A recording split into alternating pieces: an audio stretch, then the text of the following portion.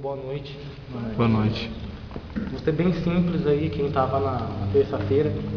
Vai ser mais uma continuação daquilo que o Espírito Santo tratou comigo. Na verdade, até em alguns momentos eu toquei, sabe, esses princípios aí, mas eu não fui a fundo nele porque a figura central era Pedro. Hoje eu quero falar um pouquinho, sabe, da figura de Judas e das porcentagens, sabe, falar do nosso quase, de quando o negócio quase acontece, mas na verdade não acontece. Mateus 27.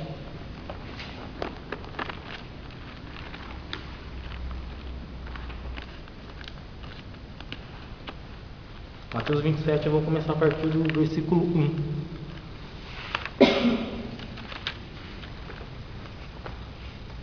Todo mundo achou?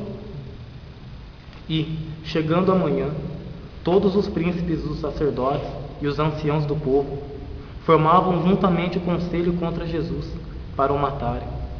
E, maniatando-o, o levaram e entregaram ao presidente Pôncio Pilatos. E Judas, o que o traíra, vendo que fora condenado, trouxe, arrependido, as 30 moedas de prata aos príncipes dos sacerdotes e aos anciãos, dizendo: pequei, traindo sangue inocente. Eles, porém, disseram: que nos importa? Isso é contigo. E ele, atirando para o templo as moedas de prata, retirou-se e foi se enforcar. Só dando ênfase no 5. E ele, atirando para o templo as moedas de prata, retirou-se e foi se enforcar.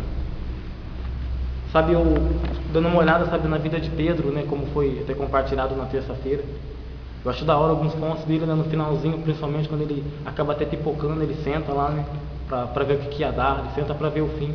Em vez dele estar operando do lado de Jesus ali, né, fazendo sinais, milagres e tal, de repente, quando ele nega Jesus, né, ele fica sentado e fica olhando assim, sabe, vamos ver o que vai dar. Tipo, como aquele crente, né, eu venho na igreja para receber bênção.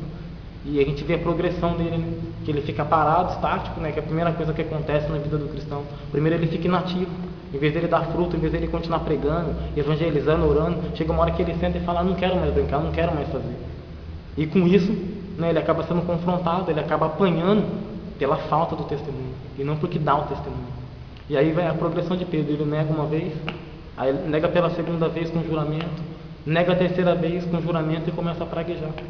Né? E depois a Bíblia fala no versículo 75 do capítulo 26 que ele sai e chora amargamente. A gente sabe até pelos outros evangelhos e tal, né, do arrependimento que ele teve, de como ele voltou e de como ele trabalhou para o Senhor. Até escreveu 2 cartas depois, né? Então a gente percebe que na verdade brotou um arrependimento no coração dele. Mas um personagem que eu acho muito louco, sabe? Eu vejo assim esse Judas. Até eu lendo o livro do Augusto Cury, eu não vou lembrar qual da série, né? A Inteligência de Cristo. Mas ele traça o perfil psicológico de discípulo por discípulo de Jesus. Alguns, é claro, que fica mais difícil, como por exemplo, né, Tadeu, que não tem tantas coisas referente a ele e tal. Mas ele traçando o perfil psicológico, né, até colocando nos dias atuais, o cara mais top que tinha era Judas. O cara sabia que podia arrebentar, o cara assim, se a gente olhasse, né, acho que um dos únicos, né, ele falando, um dos únicos que teria moral para estar do lado de Jesus era Judas. E Jesus chama ele, sabe, para fazer parte desse time e tal. E ele passa, sabe, esses 3 anos e meio do lado de Jesus, vendo milagres, vendo um monte de coisa. Né, Jesus chama os 12 discípulos, ele está no meio também, ali. Né, chama para operar sinais e milagres. A Bíblia fala que Jesus deu dons para ele, né, deu poder, autoridade, para ele expulsar demônios e tal, e curar enfermos. Falou: chega nas casas, dorme ali e tal. Ele quer aquela moral toda. Quando tem a convocação dos 70, ele está para o meio também, junto com os 70. E sabe, no mesmo pé de Pedro, né, eu vendo Pedro aqui agora, acho que Pedro estava um pouquinho superior, porque tinha alguns milagres, né, que Jesus chamava a Pedro, Tiago e João, mas Judas não estava muito abaixo. Se for olhar para a vida de Judas, sabe, olhando para o meu nível de sinais, eu nem comecei a fé ainda. Ele fez muito mais sinais que eu, sem dúvida, viu muito mais coisa do lado de Jesus, tá? Mas acho que a expectativa dele não era bem a expectativa de Jesus como sendo o Messias. Sabe assim, pelo menos eu, olhando para a palavra, dá a impressão que ele tinha uma expectativa de Jesus como um político. Sabe, como um cara que apenas ia libertar Israel do Império Romano. Daí, né, Jesus, ele pega, ele começa a armar a estrutura, armar o time dele. Até João, né, quando fala no evangelho dele, João 12, citando Judas, né, fala que quando teve aquela mulher que chegou tal, né, e se derramou ali diante de Jesus, derramou perfume, ele reclamou, falou: que desperdício é esse e tal, né? Por que desperdiçar tanto assim, meu? Podia pegar esse dinheiro e dar para os pobres, né? Tem uma coisa da hora, se for parar para pensar: caramba, dá aos pobres o dinheiro, né? E teoricamente até é válido, pô, eu tô desperdiçando um dinheiro, Em vez de desperdiçar o dinheiro, pegar e dar aos pobres é bem melhor. Mas, sabe, vem uma denúncia muito grave, que na verdade ele não falou aquilo pensando nos pobres, mas ele era ladrão, sabe, ele roubava aquilo que era depositado ali. E fico pensando, qual a expectativa do cara? Vendo um monte de coisa que ninguém tinha feito. A gente pode puxar, sabe, desde o comecinho lá, pegar os profetas mais top que tinha. Pode pegar Elias, pode pegar Moisés. O nível de sinal que Jesus operava era tão volumoso, tão da hora, que ninguém tinha operado isso ainda. E ele vê isso em Jesus. Judas consegue entender que ele não era um cara comum, não era um cara qualquer. Ele era inteligente. Sabe, ele estava seguindo Jesus meio sendo estrategista, ele olhando as características que Jesus tinha, o amor e tal. Acho que, sabe, deu um nó na cabeça dele. Porque ao mesmo tempo que ele via, sabe, Jesus falando de reino, o reino dos céus, o reino, ele pensava, é agora, né? Que ele vai entrar, arrebentar com Roma e tal, devolver o poder para Israel. E, sabe, isso parecia que não ia acontecer nunca. Jesus vem falando a mesma coisa, o reino dos céus chegou a voz e tal. Acho que o coração dele até batia mais forte nesse momento. Porque ele pensava em dinheiro, ele pensava em uma coisa meramente terrena. Essa era a expectativa de Judas. E chega um momento que ele fala, não dá mais, não dá mais. Não vou mais servir esse Jesus. Chegou, né, até mesmo na ceia, Jesus armou tudo, né, meu? Fico imaginando que coisa da hora. Ele participou da transição, né, da Páscoa judaica para a Santa Ceia, para lembrar, sabe, a morte de Jesus, do corpo e tal de Cristo. E de repente ele, Jesus naquela ceia, sabe, falando, um de vocês vai me trair. Aí Jesus fala assim, aquele que vai comer o pão, né, o bocado, da minha mão vai me trair. A Bíblia fala que Jesus pega, sabe, molha o bocado, dá na boca de Judas. E a Bíblia diz assim que quando Judas ele come o bocado, a Bíblia diz que Satanás entrou nele. Eu fico imaginando, sabe, assim, eu nunca estudei muito demonologia, mas, sabe, coloca bem claro Satanás. Eu imagino assim, sabe, que uma das maiores autoridades do inferno moveu o coração dele. Em que momento ele deu espaço, sabe, para ter essa transição tão forte, essa transição tão grande? E de repente ele sai, sabe, começa a fechar com os caras por 30 moedas de prata e tal. E chega aqui no versículo 27, né, começa a falar dele e tal. E Jesus sabia desde o começo que Judas ia trair ele. E chamou, sabe, dormiu junto com o cara, foi para a missão junto com o cara, deu poder junto com o cara. Né? Tem até algumas pessoas que, cometendo heresia, diz que, tipo, como se Judas fosse predestinado para atrair Jesus de maneira alguma. Jesus sempre quis o melhor para ele. E eu fico, sabe, parando para pensar, nossa, cada grande oportunidade que esse discípulo de Jesus perdeu. A Bíblia diz lá em Apocalipse, né, falando da cidade santa e tal, falando dos muros, das portas que tem lá, né, cada porta é uma pérola e tudo mais. E diz lá que existem 12 fundamentos. E os 12 fundamentos têm o nome dos 12 apóstolos do Cordeiro. E eu fico pensando, caramba, cara, sabe, na minha cabeça fértil, na minha mente fértil, eu imagino a expectativa de Jesus, sabe, fundando a cidade santa, a Nova Jerusalém, olhando para os 12, olhando para Judas, ele tinha parte lá. Mas chega um momento da vida dele que ele fala, caramba, não vai virar. A expectativa é minha, sabe, que o Senhor não é céu, eu quero um bagulho agora, sabe, eu quero mudar agora, eu não aguento mais, sabe, ser escravo de Roma, eu quero fazer uma coisa diferente. E aquilo sobe para o coração dele, ele acaba ficando totalmente terreno. Eu podia pegar, sabe, Judas aqui e malhar o cara. Podia fazer, sabe, como alguns pregadores fazem, podia. E até mesmo com uma certa base teológica. Mas não, eu olho para Judas com temor. Judas foi mais ou menos parecido com a gente. A pegada do cara, ele não foi sempre ruim. Por mais que os evangelistas falam Judas que iria trair, mas aponta para um futuro. Quando ele começou no time, exceto Jesus, ninguém sabia que Judas ia trair. Todo mundo olhava para ele como sendo mais um parceiro. Todo mundo olhava para ele colocando para os dias de hoje como um membro fervoroso da igreja. Meu cara estava em todas. Que da hora. Mais ou menos parecido com a gente, né? Congregando, vindo para a igreja, sabe? Mas o coração dele lá dentro não tinha essa expectativa pelo reino dos céus. E isso aos poucos foi sendo revelado. Devagarinho isso foi sendo colocado para fora. Né? Como Jesus fala, a boca fala que o coração está cheio. Chegou uma hora que ele começou a sinalizar isso. Chegou uma hora que ele começou a falar. Mas, sabe, até não analiso que foi tarde, mas analiso que todas as oportunidades que ele teve de mudança, ele não quis ter. Sabe, até eu lembro na Copa de 2006, quando eu ainda, acho que foi um dos últimos jogos que eu assistia do começo ao final, depois nunca mais, não me lembro mais de ter assistido o jogo até o final. Mas eu lembro que eu assisti Brasil e França, e estava 1-0 para a França já bem no finalzinho do jogo. Eu lembro que o Ronaldinho Gaúcho foi com uma bola para bater uma falta, estava 40 e pouco já do segundo tempo. Falei, torcendo pelo Brasil ainda, né? Falei, o Ronaldinho Gaúcho precisa fazer o gol, pelo menos para a prorrogação e tal, né? Ele olhou aquele jeito dele de bater falta, tal, olhou para a bola, falei, o cara tem que fazer. Ele pode errar todos os lances dele na vida inteira, mas agora ele tem que fazer, porque se ele errar, o Brasil vai ficar fora. Eu lembro que ele olhou assim, sabe, respirou, bateu a bola, passou lambendo a travessão e foi para fora. E o juiz apita o jogo, apita o final do jogo. O que acontece ali? O Brasil quase colocou uma bola no gol. Mas o que adiantou?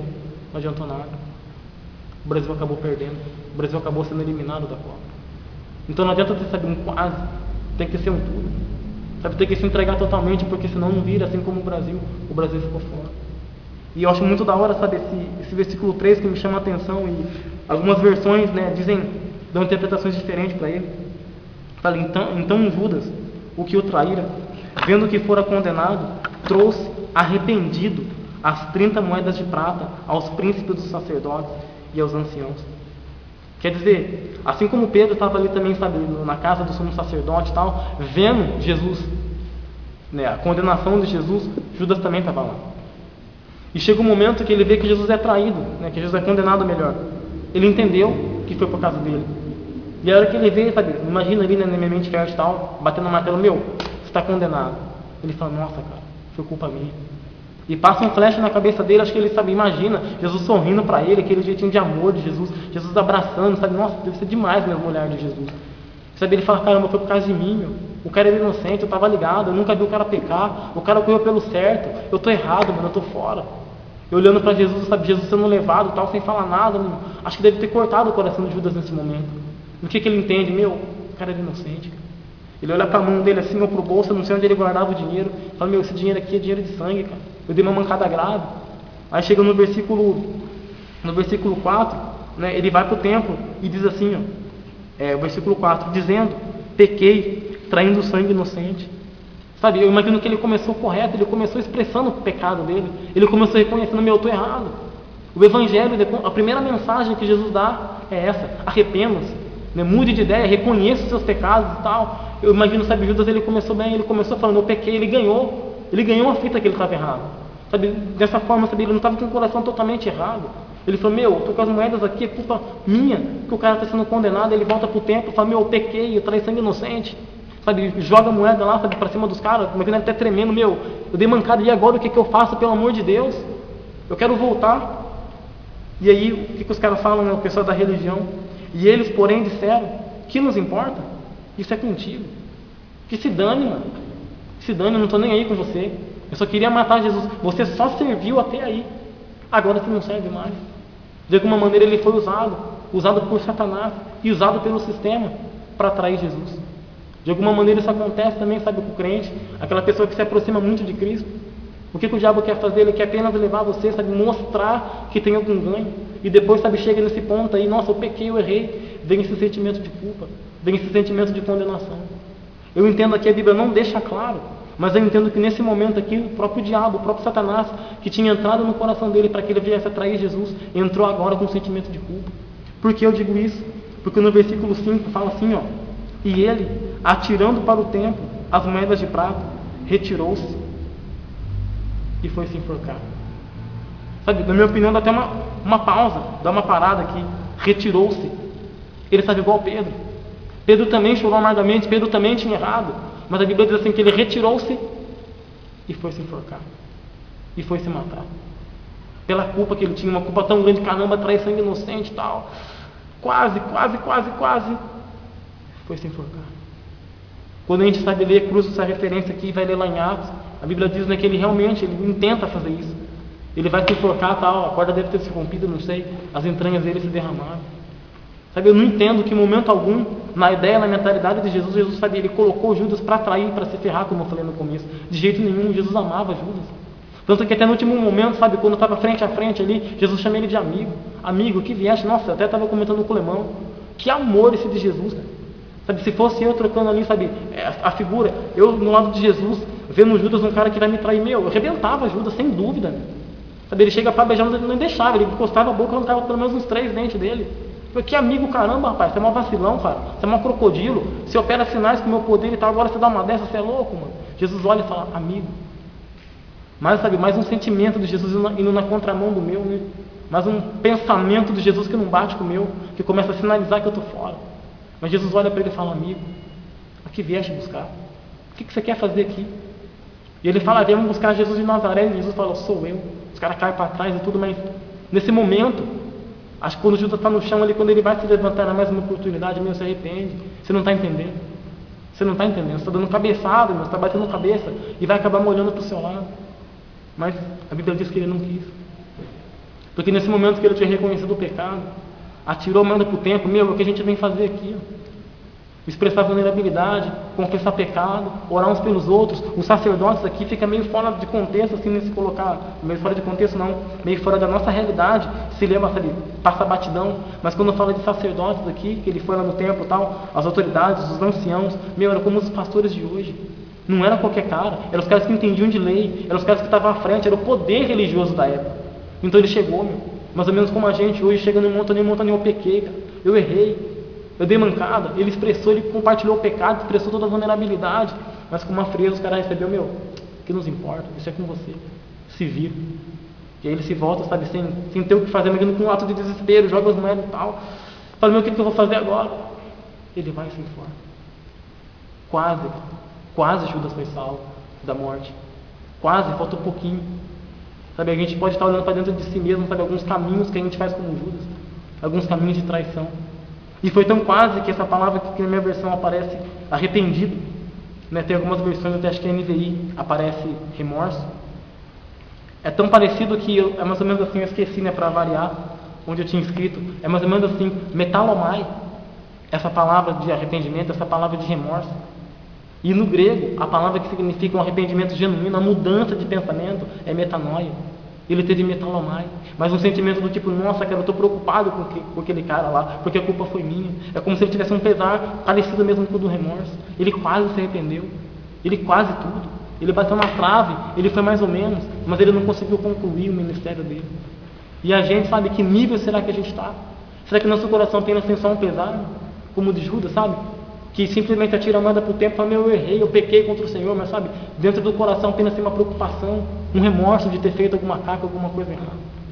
É claro, né, que Jesus ele não vem, se fosse assim eu teria sido o primeiro a estar totalmente fora. A ideia de Jesus continua sendo uma ideia de amor, mas infelizmente tem um juízo. A Bíblia diz que, sabe, esse lugar de Judas aqui, quando ele morreu, quando as entranhas dele se derramaram, foi ocupado por outro. Outra pessoa viveu a vida dele, outra pessoa deu continuidade no ministério que era de Judas. E será que a gente vai abrir mão do nosso ministério também? Será que a gente vai ficar no quase? Será que a gente vai ficar, nossa, eu sou quase avivado, eu sou quase um pastor, eu sou quase um evangelista, nossa, eu quase consegui, eu comecei a buscar Deus, eu quase cheguei no avivamento. Vai ficar no quase como Judas, vai ficar no 99%, vai ficar naquela falta cobrada pelo Ronaldinho Gaúcho, aos 40 minutos, 40 e poucos minutos do segundo tempo, que lambeu a trave, mas foi para fora, e o Brasil foi eliminado do mesmo jeito daquela forma. Que o Espírito Santo possa trazer temor, sabe, ao nosso coração. Que a gente consiga dar essa resposta para Deus. Que a gente não fique no quase, não. Eu expressei vulnerabilidade, eu fiz, mas eu nadei e morri na praia. Que Deus traga estabilidade para o nosso coração. Que a gente consiga, sabe, caminhar como Jesus quer que a gente caminhe. Que a gente consiga abrir o nosso coração, sabe, e fala, Espírito Santo, move aqui dentro. Eu entendo que até o próprio Judas, ele não conseguia enxergar totalmente o seu erro. Até ele, como um cara inteligente, a hora que ele viu, tinha molhado tudo, aí já era. A hora que ele começa a ganhar, ele fala, meu, pequei, já era. Estava no fim de carreira. Que a gente não chegue como Judas, que o Espírito Santo consiga nos convencer antes. Quando vier um pecado, quando vier uma proposta, ou até mesmo quando vier um deslize, queria eu pregar o contrário disso, mas até uma heresia. Infelizmente, a gente vai pecar. Infelizmente, vai acontecer momentos, sabe, que a gente não vai fazer aquilo que a gente queria, mas que haja arrependimento. Que a gente não passe por uma preocupação, não. Que a gente possa ter o coração quebrantado diante do Senhor e falar, Deus, mostra para mim o caminho que está mal, sabe, dentro de mim. Porque eu não quero partir como Judas. Deus, ele não coloca Judas aqui meramente para falar, mas tá vendo? Esse cara é um vacilão. Para como faz uma igreja aí de colocar um pau de sebo e malhar ele. Vamos malhar o Judas, meu. Muitas atitudes que Judas teve, a gente não teve. Muitas coisas boas que ele fez, sabe? A gente acabou não fazendo. Muitas assistências que ele deu para Jesus, Jesus falou, vamos, chamava os 12. Muita coisa que a gente não fez. E quem somos nós, sabe, para apontar o dedo dessa forma para Judas? É muita coisa, sabe, que a gente pode fazer também, como Judas não fez. Por exemplo, a gente não precisa ficar no quase.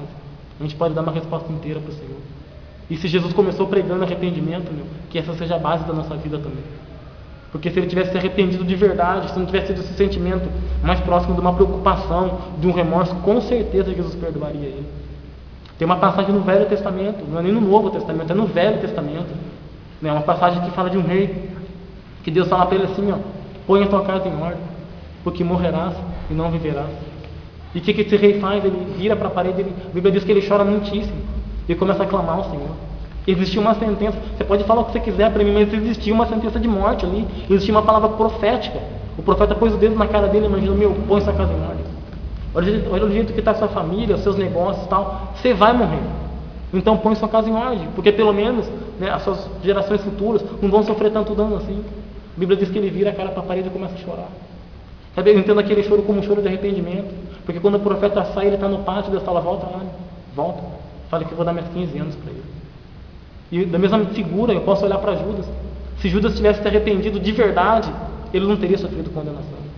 Por mais que tinha assim alguém falando, né, tinha o profeta falando, aquele que come o bocado junto comigo, esse aqui vai me trair, nos Salmos e tal, mas mesmo assim, existia uma volta para Judas. Existia uma volta, sabe, ele podia ter voltado e se arrependido, mas de alguma maneira o coração dele foi enganoso, e a hora que ele percebeu, era tarde demais. E como que está nosso coração? Sabe, como tem sido a nossa caminhada do dia a dia? Será que a gente caminha como Judas também? Só lembrando, Judas ele não saiu traindo Jesus no primeiro dia. Quando Jesus chama ele, vem, chamou os 12, vem Judas Iscariotes. Ah, Jesus, vou trair, pá. Ele não começou assim. Demorou 3 anos. E como será que está seu coração olhando para o princípio, olhando agora? Assim que Judas caminhou, ele começou bem e terminou extremamente mal. Será que no meio dessa caminhada, eu e você, a gente já não perdeu tanta coisa, tantos princípios e tantos valores, que a gente já não está muito próximo à realidade de Judas? E sabe, só esperando uma proposta aí, meu. Só esperando sexo, só esperando pornografia, só esperando, não sei, dinheiro, só esperando arrumar um trabalho, só esperando, sei lá, um namorado, uma namorada para atirar Jesus para fora, colocar Jesus, não quero mais o Senhor não, Jesus, eu quero viver minha vida, eu quero ganhar meu dinheiro, eu quero ganhar as minhas coisas. Qual que é a nossa expectativa, voltando agora para encerrar? Eu entendo que Judas esperava Jesus como um político, e a gente espera Jesus o quê? Quem é Jesus para a gente? Uma pergunta que pode definir muito bem, sabe? Nosso percurso, nossa trajetória. Qual é a nossa expectativa? Qual é a nossa esperança com Ele? Será que a gente se limita a Jesus só aqui nessa vida? Isso aqui a gente fala, não, Jesus para mim é mais do que isso, é o céu, beleza. Então que nível de resposta você tem dado para isso? Para aquilo que você já atendeu? Porque só saber ficar igual Pedro também é decepção, também é perda. Sabe que Deus tem misericórdia. Várias vezes a gente tem compartilhado aqui, sabe, até parece uma palavra um tanto mais dura, mas sabe que isso possa brotar temor. Porque a Bíblia diz que Deus não faz acepção de pessoas. Se aconteceu com Judas e Deus coloca, Ele faz questão de mostrar isso na palavra, é porque tem chance de acontecer comigo, com você. É porque dá para acontecer. Ninguém é crente infalível, crente indestrutível por si, não, de jeito nenhum. A gente precisa de Jesus. Como o irmão ministrou ontem, a gente precisa de Jesus. Precisa se entregar, precisa se quebrantar, precisa buscar Ele. Porque olhando para essa figura de Judas, brota muito temor, pelo menos no meu coração. Brota muito temor. O melhor cara, o melhor discípulo que tinha. O cara que era para ser top, ponta, não foi. Só tinha uma expectativa, ele foi quase. Sabe, imagina Jesus falando com ele, conversando, profecia. Não adiantou nada. O outro tomou o lugar dele, Matias tomou o lugar dele. Falando de melhor, questão de padrão, perfil psicológico apenas. Mas isso não adiantou nada. Ele acabou traindo Jesus, ele acabou se perdendo por inteiro. Será que a gente vai ficar no quase também? E ouvir o que diz lá em Mateus 7,22. A parte de mim que eu não conheço. Fez muito milagre e tal, chamou de Senhor, Senhor, mas pratica iniquidade. Não tem arrependimento genuíno. A gente está recorrendo no mesmo pecado, recorrendo nas mesmas coisas, porque não tem mais expectativa em Jesus. Jesus virou apenas mais uma moeda de troca, virou mais apenas um culto, uma confraternização.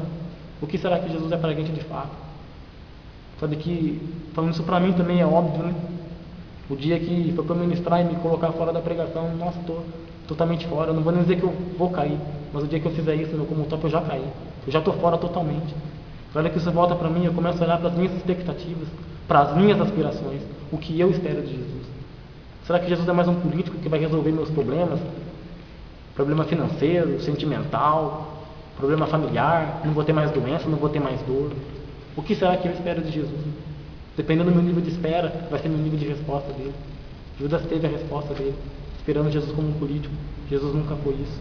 Porque ele não veio para fazer isso, ele não veio para estabelecer o reino dele assim. Ele queria mostrar muito mais. Então, em nome de Jesus, na minha simplicidade, gagueira, não tem muito, sabe, mais o que delongar, não. É essa palavra mesmo. Que a gente não fique no quase, não. Não vale no reino de Deus 99%. Né? E como se eu pudesse pensar nessa questão de 100%. Que se não houver 100% de resposta, que pelo menos haja 100% de arrependimento. 100% de contrição, 100% de reconhecimento para Deus. Eu consegui enxergar, graças ao Senhor, porque a gente não pode fazer nada sem o Senhor. Eu acho incrível que a Bíblia diz assim, sem mim nada podeis fazer. E sabe, eu vou ser bem idiota para falar mais aquilo que eu acredito. Nem reconhecer pecado não dá. A gente precisa totalmente do Espírito Santo para enxergar que está fora. Senão a gente começa a ficar mal, eu sou bom pra caramba, eu peco menos que você, eu sou melhor que o outro e tal. Precisa de Jesus. Senão nem isso a gente entende. Como Judas do lado de Jesus se achando o cara e depois viu que estava totalmente fora. E aí foi sugado por um sentimento de culpa, sem nem nada poder fazer. Sabe que à medida que o Espírito Santo for tratando no nosso coração, que haja um nível de resposta maior. Sabe que haja um nível de quebrantamento, um nível de choro. Fala, Jesus, eu não posso fazer. Eu não posso. E tem uma palavra muito louca que diz assim, aquele que vem a mim eu não lançarei fora. Aquele que vem a mim. Que a gente possa vir a Jesus ainda com lágrimas, sabe? Isso não tem nem contrição ainda, mas é pelo menos com reconhecimento, dizendo, Jesus, não dá pra mim. Eu não sei nem por onde começar. Trata no meu coração, me ajuda, mas não me lança fora. Irmão. Como disse Davi quando pecou, né? Senhor, não me lances fora da tua presença. Não retire de mim o teu Santo Espírito. Podia pedir o reino. Eu fico pensando, se fosse comigo, acho que eu pedi o reino. Eu, não, tira de mim o reino. Mulher, todo o status que eu tenho aí, eu sou Davi, pô. Sou um dos maiores reis que já existiu, tal, ele nem lembra disso. Ele fala da presença do Senhor, ele fala do Santo Espírito. A gente começa a ver a diferença que faz, né? Davi não fez diferença porque ele não pecou. Ele fez diferença pelo coração que ele tinha de se voltar para o Senhor em arrependimento. Que no mínimo a gente possa ter esse nível de resposta. E claro que eu prego isso para mim também. Sabe, o nome de Jesus, meu. Não tô querendo, sabe, dar sermão em ninguém porque eu seria idiota, eu seria louco. Pior, muito pior que os escribas e fariseus. Eu preciso viver com mais intensidade também. E eu também recebo essa palavra também. É isso que eu tenho para compartilhar. Alguém quer falar alguma coisa?